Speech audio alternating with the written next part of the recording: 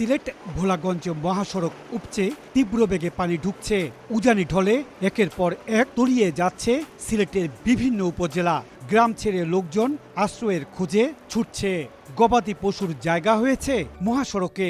বানভাসী মানুষের ভোগান্তি এখন চরমে। প্রচন্ড পানি বাড়তেছে, অনেক অসহায় পরিবার আছে, এরা খানি খুঁজতে পাইতেছে না। আমরা যাই পারছি এলাকা থেকে কিছু সাহায্য সহায়তা নিয়ে আর দুতলা তুলছি, কেউ তিনতলাতে আছে। পরীক্ষা দিবে তো পরে, মানুষের জীবন তো নামাজ দিতে পরীক্ষার দরকার নাই, পরীক্ষা দিতে হবে আগে। এখন আমরা অসহায়, একদম অসহায় আছি।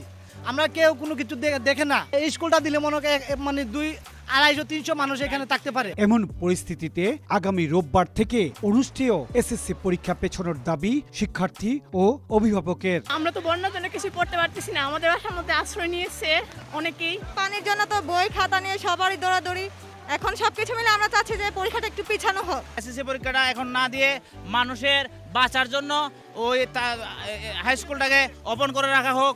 সিলেট ও সুনামগঞ্জের 9টি উপজেলার 23টি এসএসসি পরীক্ষা কেন্দ্র পানিতে তলিয়ে আছে। ভয়াবহ বন্যায় এই কোম্পানিগঞ্জ সদরের যেই উচ্চ বিদ্যালয়, সেই উচ্চ বিদ্যালয়টি পানিতে তলিয়ে গেছে।